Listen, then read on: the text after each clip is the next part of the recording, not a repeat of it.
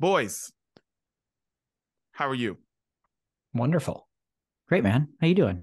How you I'm guys? good. I have a question because this is sports brunch, week before the Super Bowl. Thought this is a Yeah. great way to start it. Which sports broadcaster do you want to see get in a fight with an athlete? Shouts to Shannon Sharpe.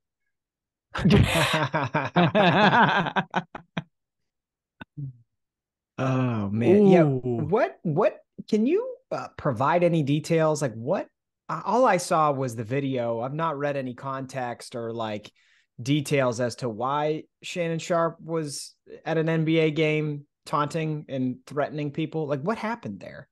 Listen, the NBA is unique in the fact that you're sitting on the court, and apparently he and Dylan Brooks of the Memphis Grizzlies had a like Twitter spat at some point.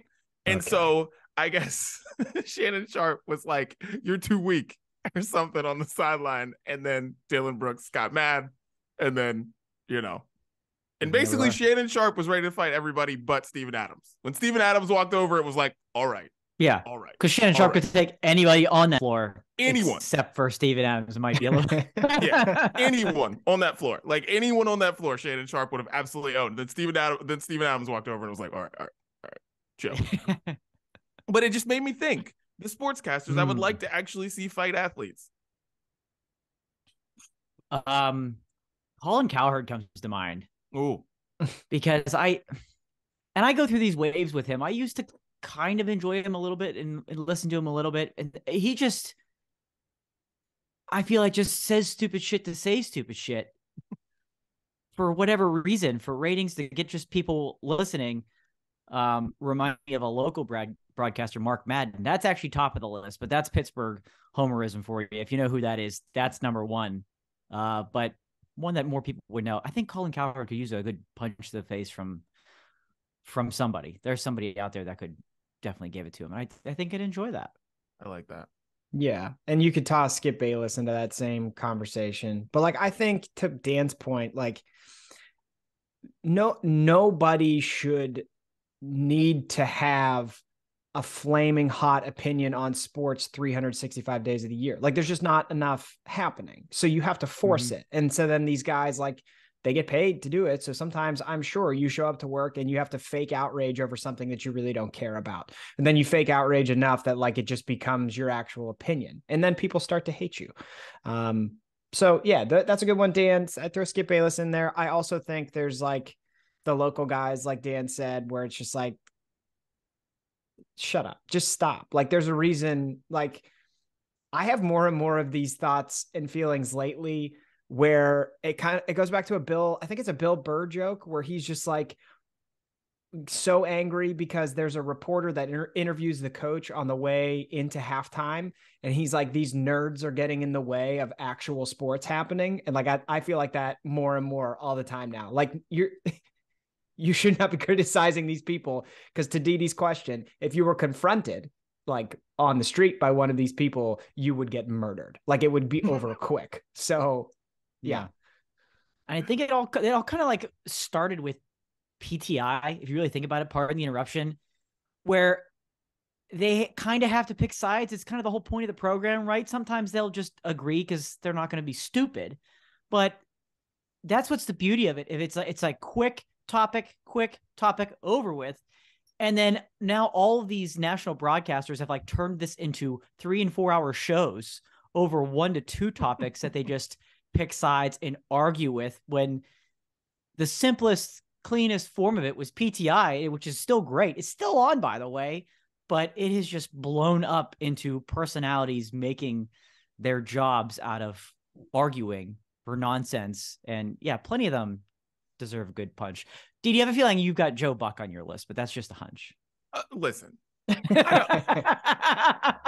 I want the fight to be somewhat fair. I can't stand. I can't stand Joe Buck, but it's just he just annoys me. I'm like, I just don't understand why anybody wants to spend 4 hours watching anything with him. Like, you want Joe Buck in your house for 4 hours? Why? I don't know. I don't understand it. Anyways, no, I want the fight to be kind of fair. So like, I want to see like, I don't know, Greg Olson fight someone. Oh, yeah. There's a lot of former athletes that are broadcasters now. I want to see that. Like I want to see Marcus Spears, whoever he talks shit on, or like Kendrick Perkins talk shit on a lot of NBA players. I want to see Kendrick Perkins out there and just fight someone. Like that's what I want to see. Maybe this is a show. Sportscasters versus athletes. It's kind of like pros versus Joes, but it's like, washed versus not or something. I don't know. Yeah. See, we come up with shows on this program all the time, and some listeners are waiting for us to do that and like to comment down below in our videos asking for that type of stuff. Don't think we ain't going to slap back. I told you we come up with shows. There's one right there. I like it. Well, what's up? It's DD out here in Los Angeles. Chris and Dan are in Pittsburgh. It's the Brunch Breakdown Podcast. And today it is Super Bowl brunch. Yep. I guess that's it, because the Super Bowl is coming up. So we're going to be talking Super Bowl prop bets. Also, RIP, rest in peace, Tom Brady.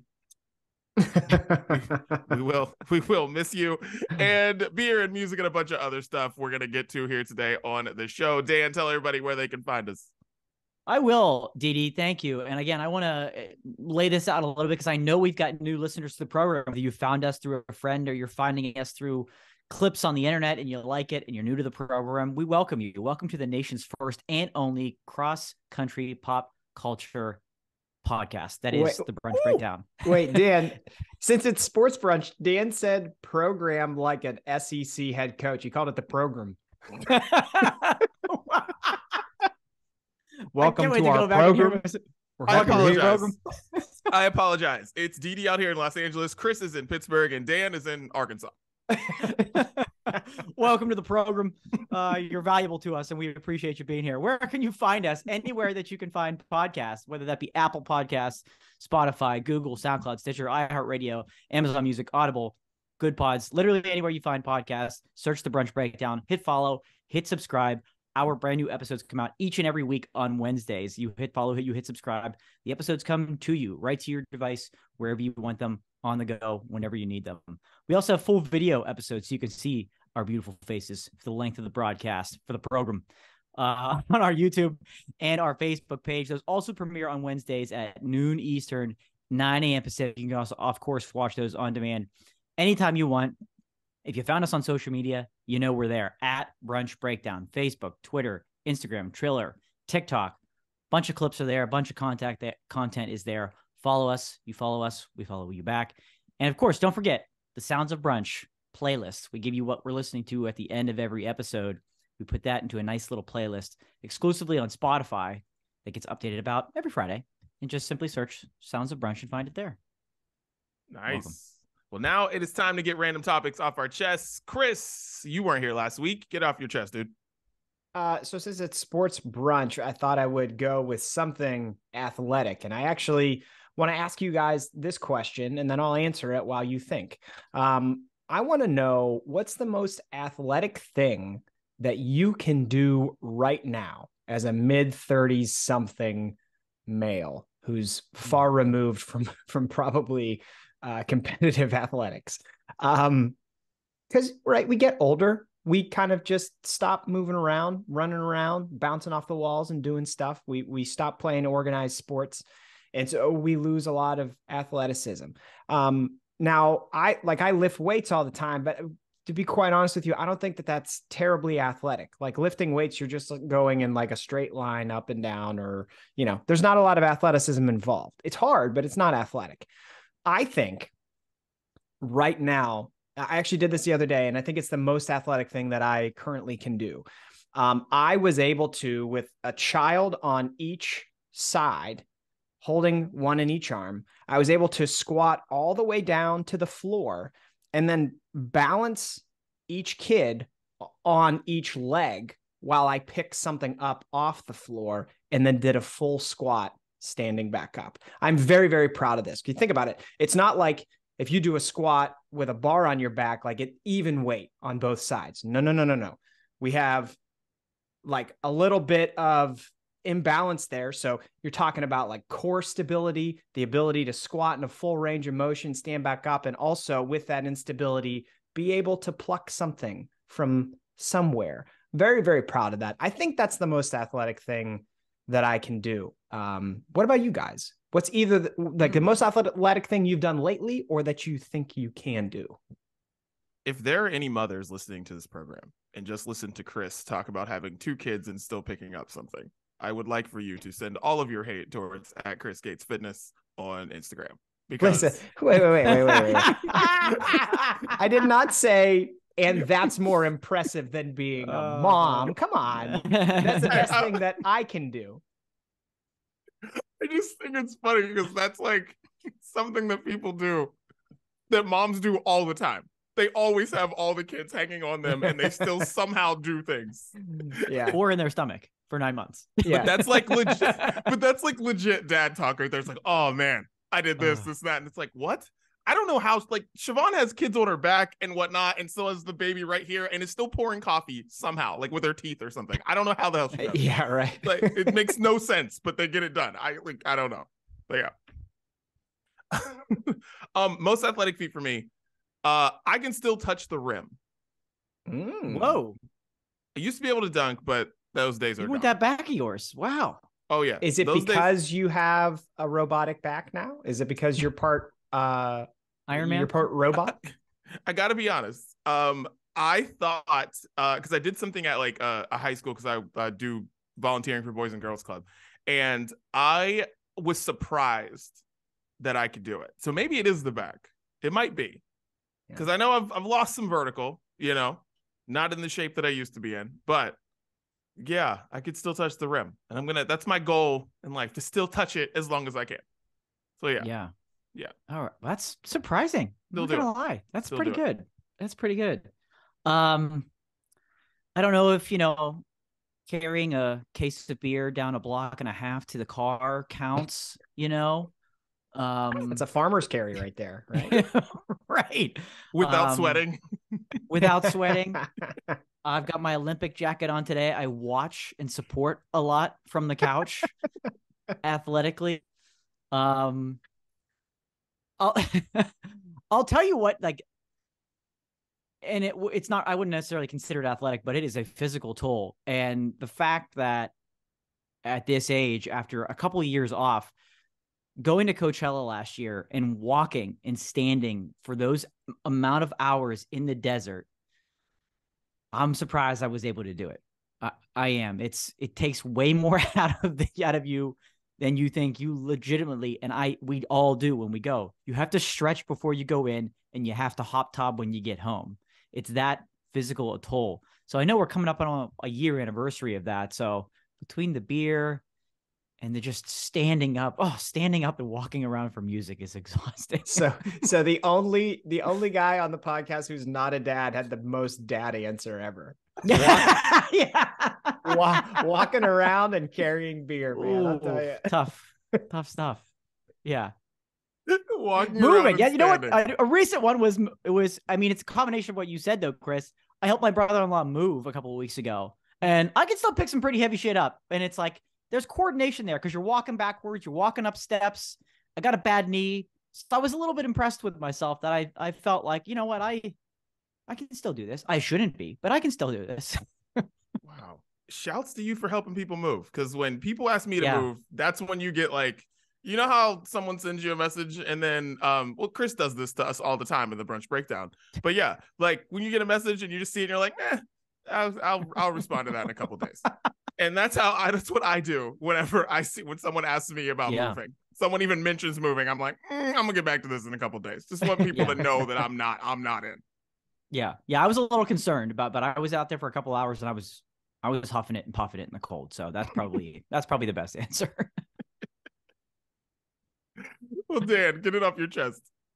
I'll keep it sports related too. And again, since we're winding down the NFL season, Super Bowl coming up, it becomes a weird time in a lot of people's lives that likes and watch sports, especially particular areas of the country. A lot of people will then focus on the NBA. The NBA, like unofficial for some people, will be the start of the NBA season. They'll start watching basketball.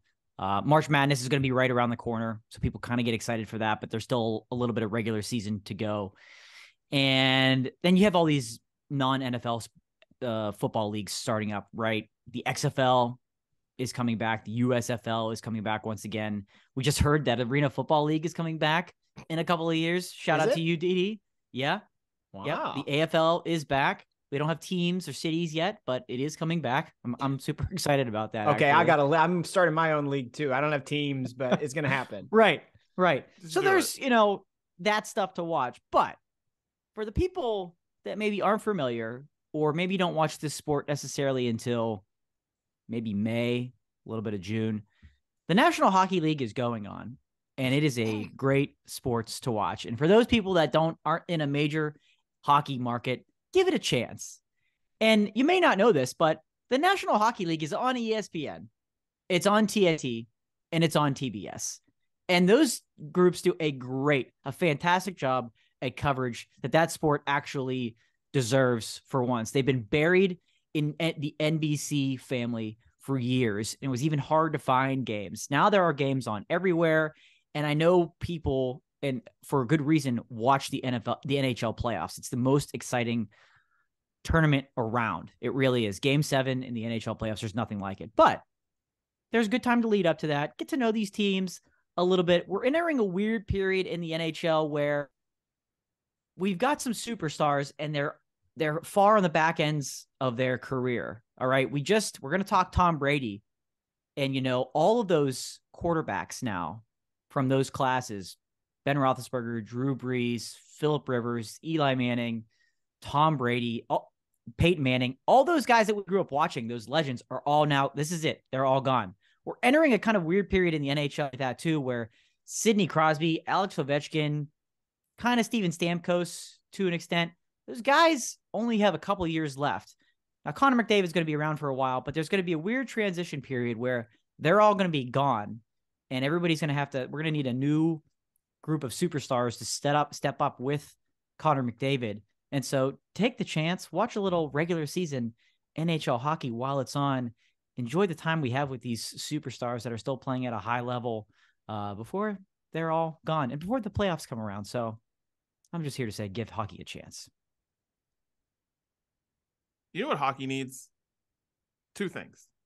Okay. Hockey needs their games to be shot like movies, because my one problem with hockey is if you don't go see it live, it does not look good on television. It still doesn't. After all these years, it still doesn't look good on television, right?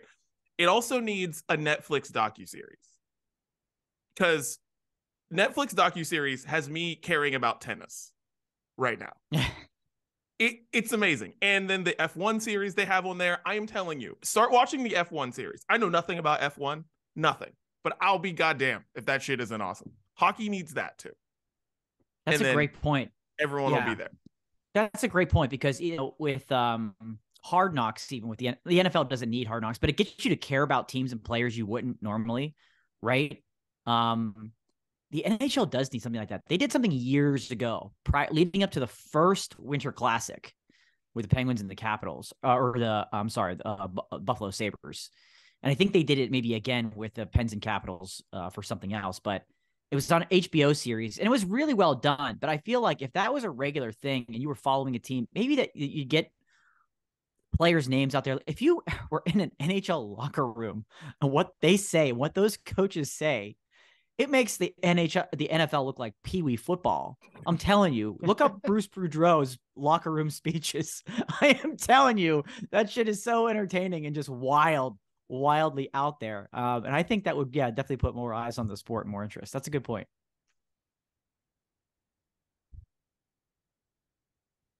So go watch some.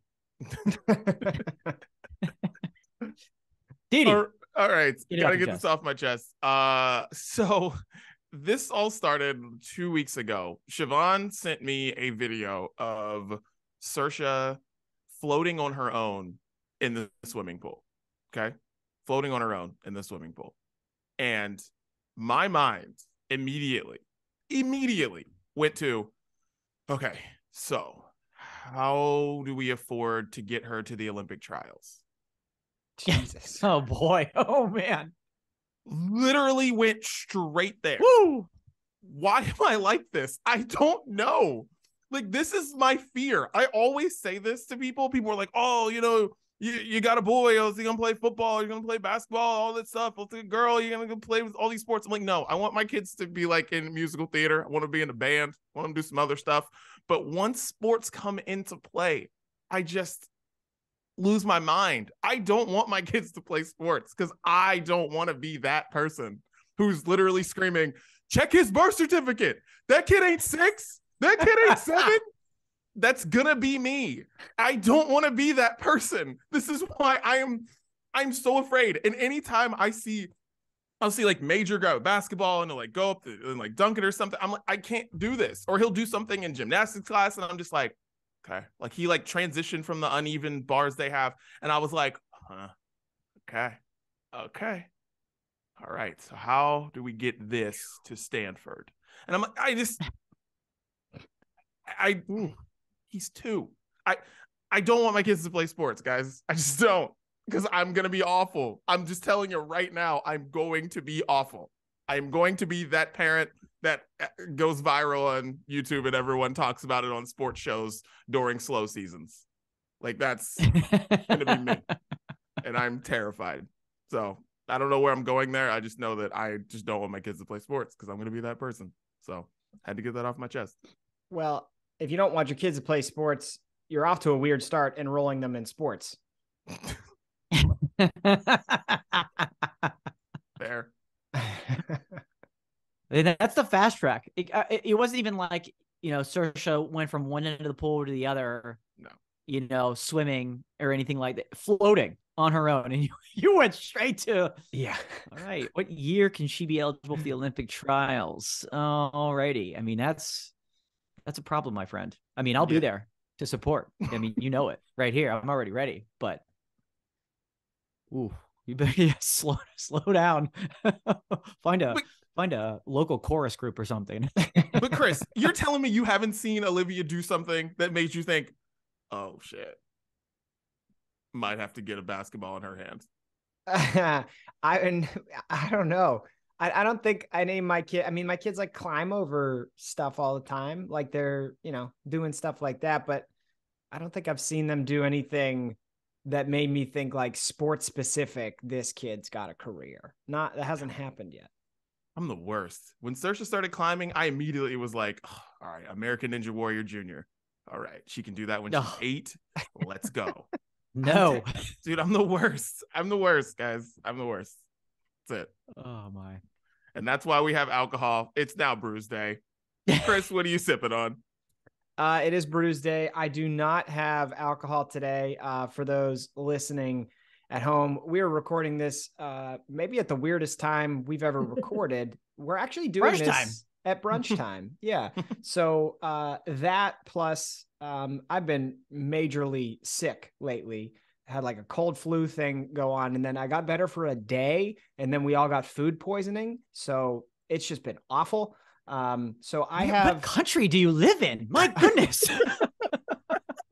I have a cup of coffee, and it was brewed, and it's in a cup from Niagara-on-the-Lake, which is a great place to go if you like wine, because there's a ton of wineries there, and wine has alcohol in it, and that's what brings this full circle. But I am not drinking alcohol today. Thank you. Well, legit, get better. Hot toddies, man. Get some of those. Oh yeah, that's the story. That's right there. That's what you need. And Katie, stop poisoning your family. Yeah. Chris broadcasting to us from his bunker in Albania. My goodness. I can't get your break. Well, of course, I am not drinking this at 8 a.m. But I have to shout out my favorite distillery, Cali Distillery, for their 3 Rivers rye whiskey, right? How about that? I know. 3 Rivers, I guess something to do with rivers in California, but where my head went. I saw 3 Rivers and I was like, I have to find this. I have to get this because I don't know where the 3 Rivers meet here. I don't know. I don't care. It says it on the back. It doesn't matter. This is Pittsburgh for me. So yeah, if you are watching this and you are in the Los Angeles adjacent areas or have Cali, I know it's in like Denver and stuff like that. But anyways, get your 3 Rivers rye whiskey. It is super good. Super good to drink neat, by the way. Very good. So, this is my favorite. I love this distillery, and yeah, Three Rivers. So shouts to the Three Rivers. Shouts to Pittsburgh. That's awesome. You got to take that up to that. What's that Steel City food truck? That's that thing still around, that Pittsburgh kind of food truck? They now have 2 restaurants in Vegas. They don't have the food truck anymore. Oh. They now have 2 restaurants in Vegas. Yeah. I don't know how many more reasons we need to do BrunchCon in Vegas, gentlemen, but that's another one right freaking there. Yeah. Holy cow. Yeah. I love that. Well, again, same reason as you boys. The only brewed item I've had so far today is a lovely cup of Starbucks Pike Place. Shouts to Starbucks, friends of the program. But I do want to showcase a very special bottle of beer I have here, courtesy of good friend of the program, avid listener of the program, Tyler Malone. This is a barrel-aged stout from the good, very good people at Dancing Gnome in this beautiful black matte bottle with very clean label on it.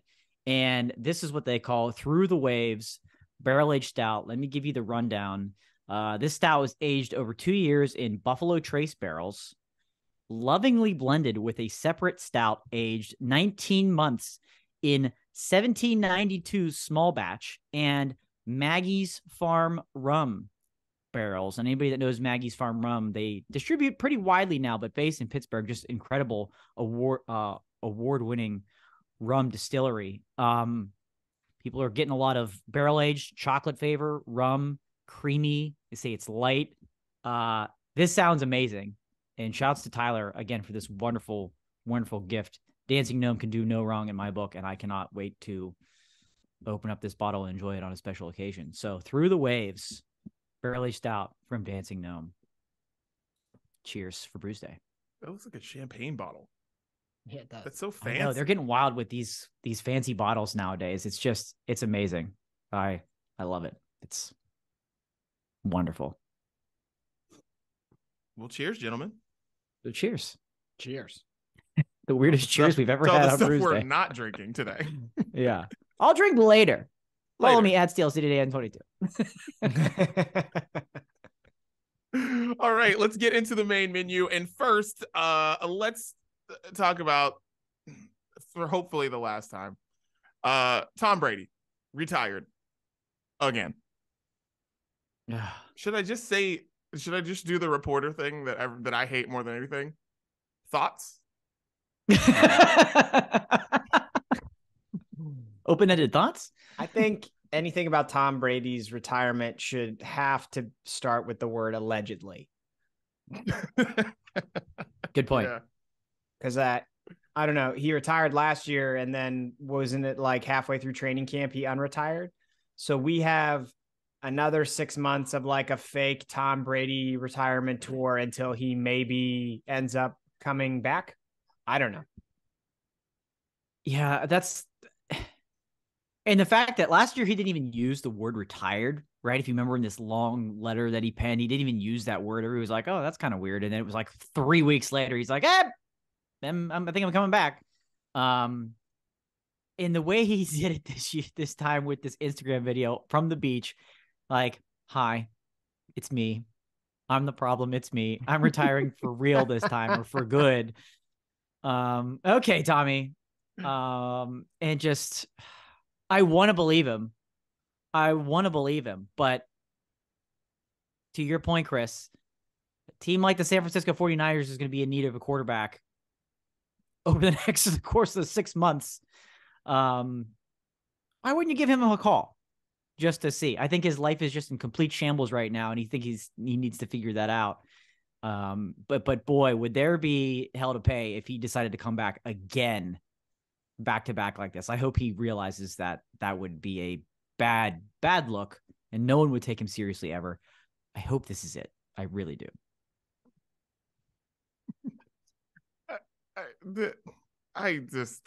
He's not retired. Like, we're going to hear about Tom Brady's name for so many months now. It's because the Jets, like the Giants, they're going to figure out their thing. Like, I don't know, dude. This isn't the end. Unfortunately, it's not the end. It has to be. It has to be. Remember, I did this. I did a get off your chest segment probably in around October. I said I have had it with Tom Brady on and off the field. He was playing like garbage, and I don't care about his off the field personal life. I really don't. And I want this to be the end of it, because we're gonna have to hear him on TV for the next decade and a half. And we don't know if he's going to be good at it. And he's going to bump Greg Olsen out of a spot who has become the best broadcaster out there. And I'm excited to listen to Greg Olsen call the Super Bowl, but it's just not going away. And we're just going to have to listen to him instead. I don't know what's going to be worse, but you're right. The talk's not going to go away anytime soon about him coming back. A, because he's done it before, and B, because so many teams need a quarterback and he could just plug and play, because he doesn't like training camp. He doesn't like the offseason. He's done it for 25 years. So, yeah, I just think he didn't get the like farewell tour with any of these, right? The first one, and then he retired. It was kind of unexpected, so he came back and he played again. And I thought for sure, like when they were off to a bad start, he was going to say like, this is going to be my last year. And then he was going to get like a 6-week tour of people praising him, and it never happened. And I think he's going to end up wanting that. So I think he's going to come back one more time, and he's going to say, this is my last year. And he's either going to like go back to New England, because I've heard that that's a thing, or go somewhere else, and it's going to be like the last time. And then the NFL will schedule it so that like week 17, he's playing in New England, and there's going to be this whole thing. Like, that's my prediction. Mark it down.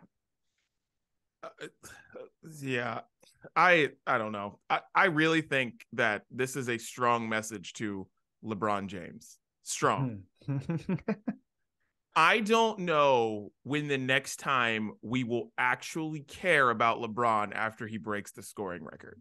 So after this season, because there are so many stars in the NBA, right? And I'm like, I think it's time to go after this season. So like, I want my stars to like get their shine. I like it. I like the way Derek Jeter went out. I like the way Kobe went out. Like, tell us you're leaving, and then everybody does all the things for you at every city you go to, and it gets annoying after once, but like, you kind of deserve it. I wish Tom would have done that. Like, I don't know, 2 years ago. Like, it's just kind of, it sucks because no one cares that Tom Brady's retiring. No one cares. There haven't been any montages on SportsCenter about how great he is. It's over. Because for the last month, we've been talking about all these other quarterbacks, not Tom Brady, not named Tom Brady.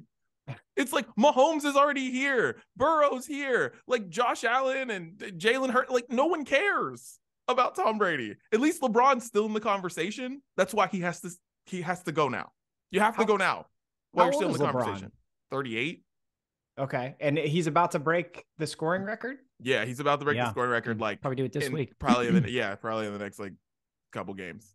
Okay. He's 63 points away. So yeah. And I just think he should go. And I think Tom Brady is a very good example of that. No one cares that he's retiring. Yeah. And he's the best quarterback of all time. And he's retiring. And it's sad. It's sad to me. And he has no family. That's because he pulled this crap last year. He got the day long. He had a day. He had his day. Yeah. And he ruined it. He ruined it. Shame, Tom. And really? if he does the one day thing with like the one day thing with the Patriots and retires as a Patriot, I think that's it. That's when I'll take it seriously. If he does because Robert Kraft said he would do it tomorrow. Obviously, Tom would want to do it. It would have to want to do it. If he does that, I'm like, okay, good. This is for real. If he doesn't do that, I'm like, okay. We'll see. Until you're in the broadcast booth. Not even then. Not even then, right? Oh, man. Well, Tom. Bye. Bye, Tom. Please. Bye, Tom. Be done, Tom. All right. Let's get into Super Bowl prop bets. The Super Bowl is coming up. Daniel, hit us with some prop bets, man. Yeah, we love this topic, right? We did a little bit of this last year. Some of the weird, like legitimate things that you can bet on in the Super Bowl. Some of these prop bets, right? And I've got a good handful of them. And for those not familiar with betting, there's usually one or two things that you can bet between. And the negative number, and we're going to give you like a plus and a minus. The minus number is usually like the favorite, the thing that's expected to happen. So you wouldn't make as much money on the minus. The plus is where you have the opportunity to make more money.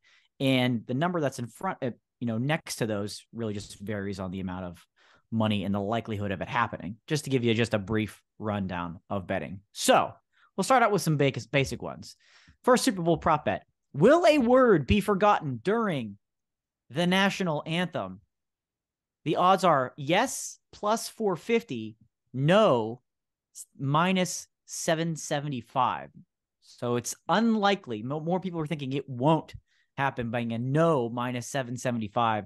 Yes, plus 450. What do you guys think? I don't even know who's doing the national anthem this year. I got to look that up. I'm looking that up right now.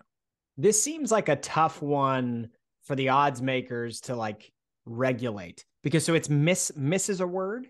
Misses a word. Yeah. Because I could also see like people saying like, well, they got a word wrong, or like maybe they said it weird. And so then people think like it's a missed word, like I feel like there's a lot of gray area on that one. Well, it's weird you said it weird, because Chris Stapleton is singing the national anthem this year. Oh boy. I might put some money down. Chris Stapleton's not missing a word of the national anthem. He was built for this moment. He's not missing a word. And he's going to do a great job too. I like Chris Stapleton a lot. So he's not missing a word. Not missing a word. Okay. Boy, I guess I can skip that. There are some people that I could have seen there and I'd have been like, they might go rogue. Go rogue. But Chris Stapleton is about as safe as it gets when it comes to the national anthem. He's not missing anything. It's the pop singers. You don't know what they're going to do. You just don't know what they're going to do. That's true. Like Alicia Keys added like 5 minutes on to the end of the national anthem and because it messed up the betting, because it was just like, wait, like, oh yeah, just her playing this long outro, because she like added an outro to the national anthem and people were like, wait, so when does that national anthem stop? So it like messed up the betting during the Super Bowl. Like, that was a few years ago. It was like really funny. Yeah. How about this? If you remember, I think this started maybe around or shortly after September 11th. They also sang "America the Beautiful."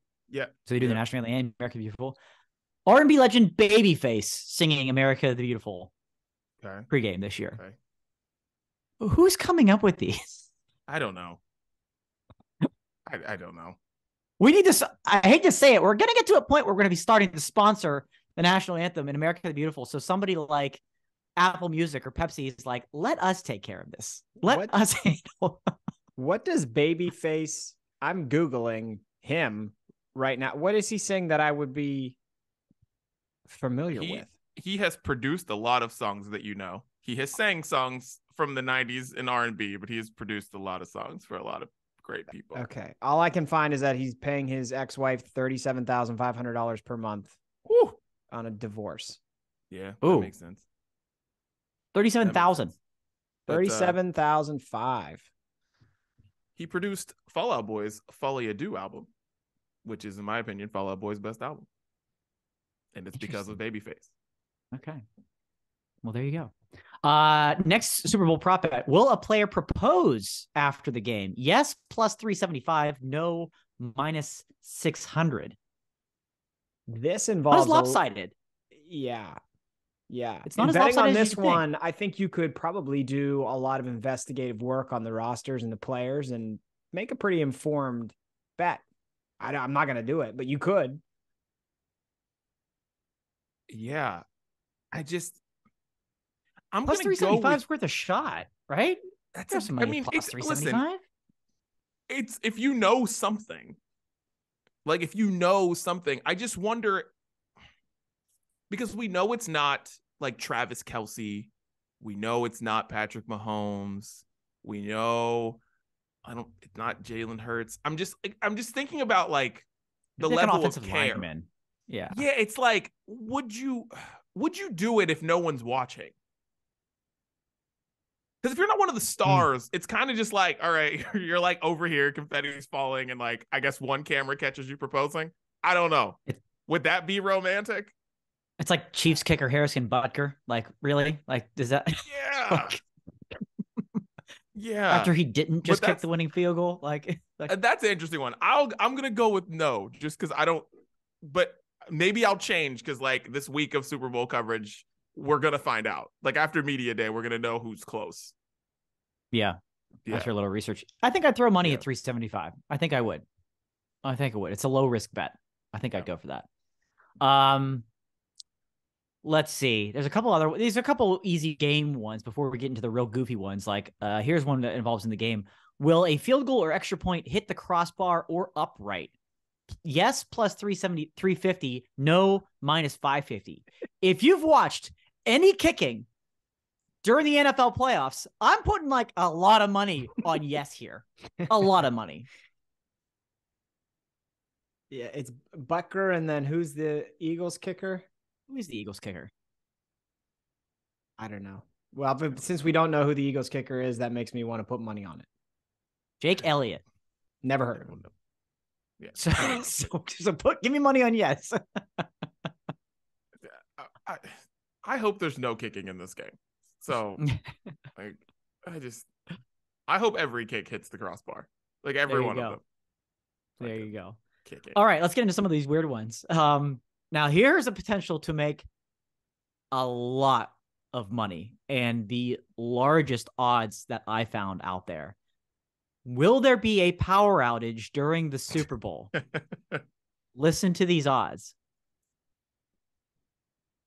No, minus 15,000. Again, no, minus 15,000. So you're not making anything there. Yes, you have to put down a lot of money to make anything there. Yes, plus 1,600. So you have the opportunity to make some money. Yes, plus 1,600. Where's it being played? We're in Arizona. There's, some heat down there. That stadium's not new. That stadium's not new anymore. Right? Like, okay. I mean, I don't know what Rihanna and Apple Music have in store for the Super Bowl halftime show. Yeah. Like, yeah. I mean, the Superdome is super old. So when the lights went out, when Beyonce pulled the power out, that makes sense because the Superdome is really old and people always complain about how shitty that stadium is. But, oh no. It's a fun one to throw a couple coins at. Right? Like, why not? It's like a long shot horse at the Kentucky Derby. You just throw $10 on and just see what happens. And then if it wins, you win like $100. But yeah. That would be hilarious. You can legitimately bet on that. You can, and obviously it's happened in a Super Bowl before, so that's why it's possible. Okay, here we go. How many hot dogs will be sold at the Super Bowl? I didn't make this. Is not made up. This is something you can legitimately wager on. Okay, and here are your odds: 17,000 or less, minus 140. Or over 17,000 minus 110. And just to give you a point of reference, in 2019, a couple years ago, 16,300 hot dogs were purchased. Just to give you a point of reference. Where was that played? That's a good question. I'm just thinking like capacity wise, if this stadium holds like 70,000, you're saying 1 in every 4 people will or won't have a hot dog. 25%. Like, I feel like I would go under. That's a lot of Mercedes-Benz choosing hot dogs. Yeah, Mercedes-Benz Stadium was 2019. Okay, so that's not like 100,000, 90,000. That's like a normal size stadium, I feel. I feel like so it might be close. This. It also feels weird to me that you would like pay all that money to like go to such a big event like the Super Bowl and then you dine on hot dogs. That just feels weird to me. I'm going to go under. This isn't adding up for me. I go with the opposite of that because I think you spend so much money to go to the Super Bowl. All you can afford is the hot dog. Yeah, that's the fair. Concession stand. That's a great point. And yeah, just for point of reference there too, Mercedes-Benz Stadium has about 8,000 more seats than it's now called State Farm Stadium in Phoenix, but of course they usually add seating for the Super Bowl. So I think that's why they probably matched those up, because last year's was at the UFO in Los Angeles, or a couple of years ago that was, and that's just way too big. So I think under is the better number to go with there. On that same page, number of beers sold at State Farm Stadium for the Super Bowl. Again, 120,000 or under, minus 120, or over 120,000, minus 110. So the odds are close. Again, point of reference, same stadium. I think this was Mercedes-Benz Stadium. It was 117,400. Oh my! So the venue's a little bit bigger, and how many beers were sold at that Super Bowl? 117,400. So the number is 120. It's almost like it's an over under 120,000. Keep in mind, Philly fan is at this Super Bowl. Oh, that's probably why they bumped it up. That's Philly a really fan is good at point. this Super Bowl. Dan, what is the do you have the number in front of you? What is the capacity in Arizona of that stadium? They have it at 63,400, but they said they have the ability to go up to 73,000. So they don't have the exact number for the Super Bowl. Okay. Yet, but so give her ballpark, you're talking about on average 2 beers per person is what, ballpark. That seems like a lot, right? 2, because there's going to be kids in attendance. There's going to be people that don't drink in attendance. But then, the Philly fan, that's a problem. So you said 120,000, right? That's over or under 120,000 is basically where the odds are split. My God, that means because that number is not coming out of nowhere. So obviously it's like that's over $2 million on beer. Because at last year's Super Bowl, a beer was $17. Oh my God. Oh man. So that means it's either 17 or more this year. Yeah. So that's more. That's more. What I mean. It's probably inflation. more. Yeah, this year everything especially. Else is, everything is more. Like my $20 beers. Next week, my gas bill is going to be on the docket for the brunch breakdown. Jesus Christ. But anyways, that's like over $2 million in beer alone at the Super Bowl. That's wild. I think I lean to go over just because of Philly fan. Yeah, I think you're right, man. Like if Philly wasn't involved in this, I would go under, but Philly's here. So I think I'm gonna go over, which is kind of sickening, but I'm gonna go over. Yeah. Well, Dan, hit us with one more. You got one more? I got one more. They have things like, first commercial. There's odds. In fact, there's almost like a bracket head to head that you would bet on one of the two is the first commercial. But I'll finish with halftime performance. We've got 2 quick ones around Rihanna. First one, number of songs Rihanna will sing during or cover, at least a portion of it during the halftime performance.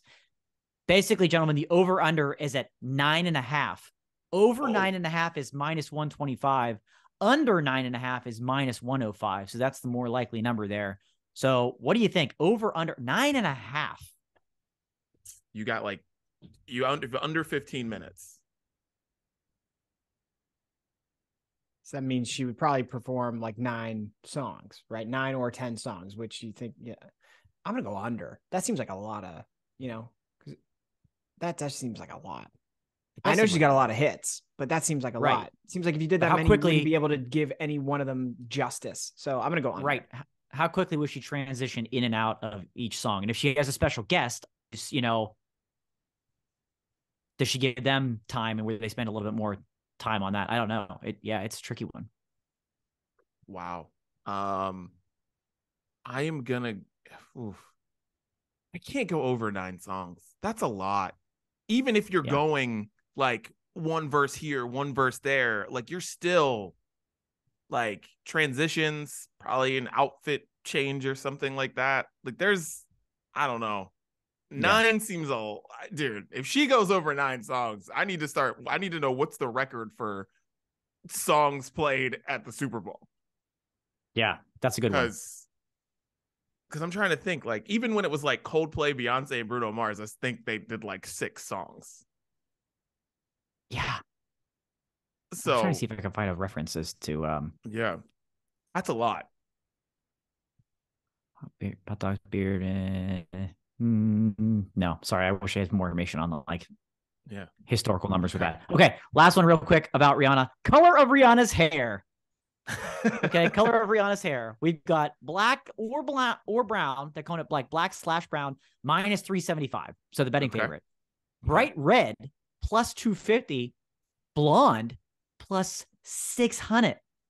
Somebody knows something. Somebody knows something. I feel like Blonde is coming out of left field. Somebody knows something. That would be unexpected. Blonde would be unexpected for her. We've seen a lot of colors of hair from Rihanna in the past, but you can make some serious money off of Blonde. Yeah, I'm throwing my money on Blonde because of the odds. Yeah, I'm throwing my money on Blonde too. I just feel like that didn't come out of nowhere. There's some intern working for Rihanna's like makeup brand or something that's like, yo, just telling you, Blonde might be where you want to go. Like someone's telling somebody. Yeah, they could have gone another color, right? They could have gone green. They could have gone purple. They went blonde. I don't know if we've ever seen Rihanna with blonde hair before. So throw a couple bucks down on Blonde plus 600. Yeah. Makes your Super Bowl a little bit more entertaining. So those are just some of the weird and fun prop bets that you can legitimately bet on this upcoming Sunday. That's the Super Bowl documentary that I want. I want that one. I want to know like how they come up. I need to know who in Vegas is coming up, how they come up with these odds. Who are they calling to find out this information? Because we know with games, it's like injury reports and stuff. And you're like, whoa, why is this line like this? And it's like, oh yeah, because this person rolled his ankle during practice this week and we found out because somebody. And I'm like, but the halftime show, I want to know. Like, how'd you come up with 9? Right. Like, right. Very interesting. Yeah. Where you set those lines. Yeah. It's like, who's seen a couple rough drafts of the set list? Who's heard Rihanna on the phone saying, I'm not performing Rude Boy. Click. Like, who's done it? Somebody's, I don't know. I need that documentary. Yep. Halftime show betting coming to Peacock. Good God, or Tubi. Yeah, that's Tubi material. All right, boys. Well, let's get into music because we are coming up against time. We will get to this Pro Bowl topic soon. I promise. In life. Yeah, next year. We have plenty of time to fix it. More like next week. And they haven't figured it out in 50 years, so we got plenty of time. More like next week. We'll do it next week. Yeah. All right. Let's get into music. Because this is a good transition. We just got to talking about Rihanna. What's your favorite Rihanna song? We got to throw those on the playlist. Oh shit. Yeah. Guys, you're gonna have to go first. I was not prepared for that. I sent it in a text last night. I know. Did you? Bums. Yeah, he did. God, you guys are the worst. Well, I'm trying not just to think of the first one that comes to mind because they're. I want to hear, because I heard this week on the radio, because people are hyped about Rihanna. I can't wait to hear Work. Work is going to be on the playlist. It's going to be on the set list. Yeah. I love Work so much. And I'm like, does Drake come out? I don't know. But he's the only person I can actually think of that anyone would actually want to see come out with Rihanna, because it's been so long that we've seen Rihanna. I don't know if anybody's going to come out. I don't know if there's going to be any special guests. It's been so long. But but there's so many Rihanna songs that I love. But I heard Work and I was like, God damn, this song is good. Like, if that song doesn't make you feel good, you just hate life. Honda Replay is really good too. Oh, yeah. I think I'll go with that one. Okay. That's a great pick. Oh my gosh. Well, what would blow my mind? It won't happen.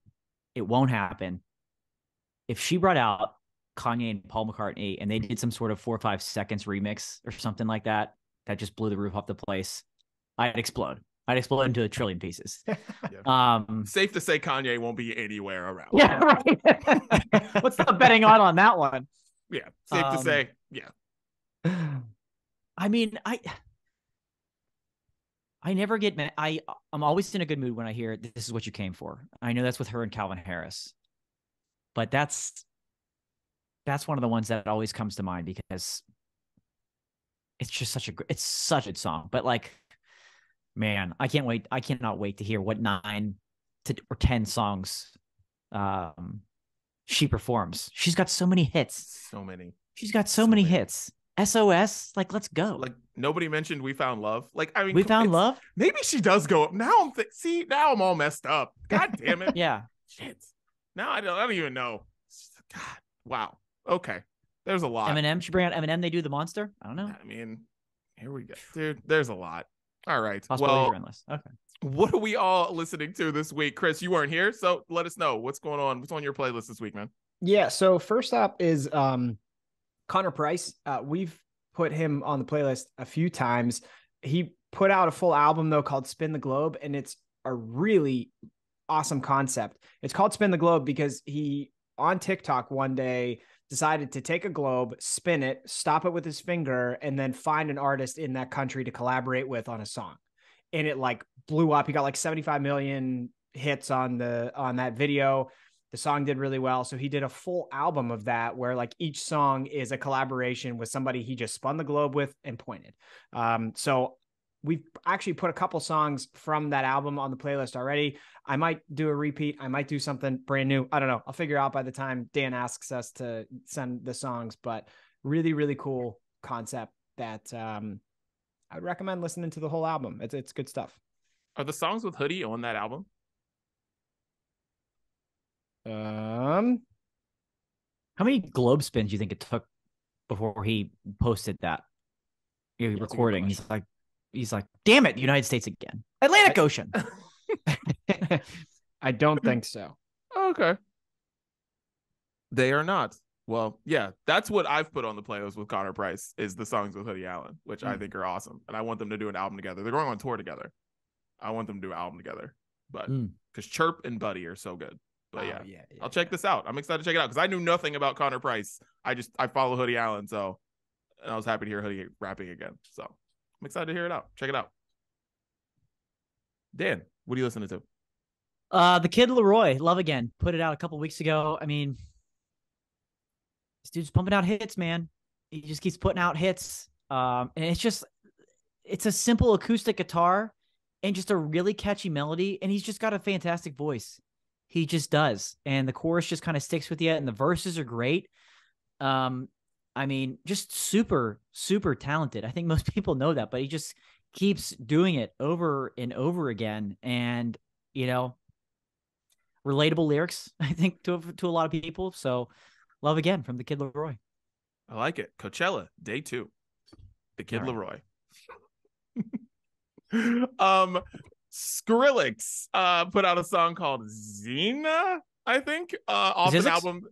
Skrillex, not Sizzix. Shouts to Sizzix, though. Shouts to Sizzix. Skrillex put out a song called Xena, and I don't know any word that is said in this song. All I know is there are like 5 different drops into different beats in this song, and it is classic Skrillex. And Chris, if you are looking for a song to work out to, this is the one. I promise you. I listened to this song. I mean, it's just classic Skrillex. The drops are awesome. It sounds like it could have came out in 2012. It's just, it's awesome. And it's a super, just freaking awesome song. It just makes you want to be at a club sweating, just up against a bunch of people. It's awesome. So check that out. Skrillex, Xena. You're on mute. You're on mute, buddy. There you go. Hey, your daughter muted you. Hi guys. Yeah. Real Friends put out a EP over the past week called 6 Feet. It is a great example of why I dislike the current state of music, where almost every single song on the album gets pre-released before the album or EP comes out, because there's actually only one new song on the EP. Everything else I've already heard of, but the one new song is called 6 Feet, and it's good, and we'll put it on the playlist. But like, come on, people, save me something. That's annoying. That's annoying.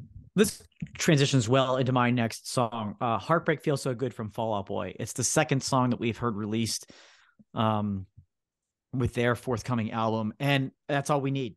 We got 2. That's all we need, boys. But it's a really great song. I'm really excited for the direction of the sound that we've heard with these 2 songs so far. Seems like they're kind of getting back a little bit to like the rock, pop, punk, like roots that they came up with. It's not just, they're not taking weird chances and mixing in weird pop music too much. It's just, it's really solid Fall Out Boy. The structure, the foundation is just really good stuff. So Heartbreak Feels So Good from Fall Out Boy. Hopefully the last single we hear from them until that album comes out. I hear you.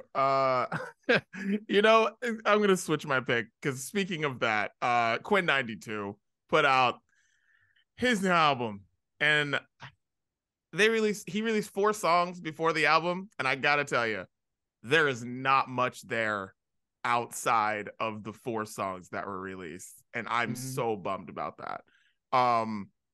Maybe people think differently. I don't know. I'm gonna put Black Porsche on the playlist because I think that song's awesome. Wasn't released before, but the rest of it is just kind of like, I'm kind of bummed. But the 4 songs that were released before are really freaking good. Oh yeah. So I'm not saying don't go listen to it. I'm just saying if you were like me and you're a fan and you've been listening to these songs being released since December, it's like you're kind of bummed at the end result. So yeah. Fucking sucks. Save some shit for us, please. Chris, we doing one more? Yeah, one more. Okay. WSTR, pop punk band from the UK, released a single called 3 Days Sober. Now here's like the catch 22. They haven't put out an album in a while, so I'm excited at the fact that they put out a single that makes me think that there's an album coming, but like, I also said that I hate the fact that we pre-release things. So I don't know. It's a really good song. It just makes me sound like a hypocrite because of what I just said. But, you know. Yeah. My last one I saved because I didn't know, Chris, if you were gonna say this one. So I'm glad you didn't. Stand Atlantic released their first new song of 2023 called Killer, and it's spelled a little funky, right? There's like a H in there after Kill, and it's in brackets. And I think it worried me, I'll be honest, the title, the way I was like, ugh.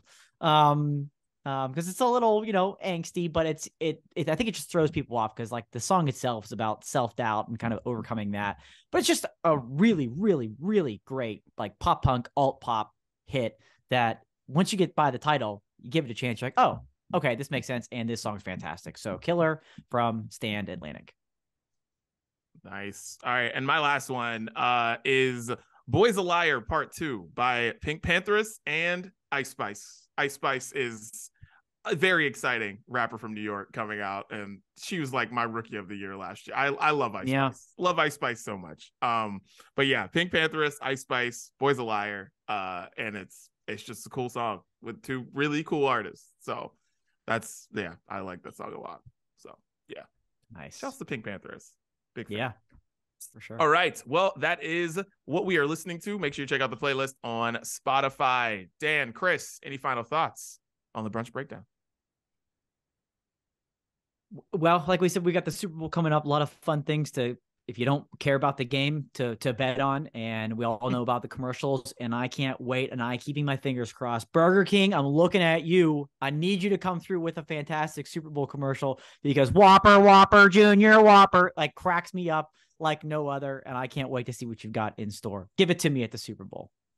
That song is fire. I need like right? someone, I need like I need the commercial to be the remix of that song with a bunch of artists on it. Chicken. Oh, I love it. Genius. I need like a DJ Khaled drop at the top. Yeah. Like, come on. Shouts to Burger King, man. Yeah. That's the Brunch Breakdown. We're out.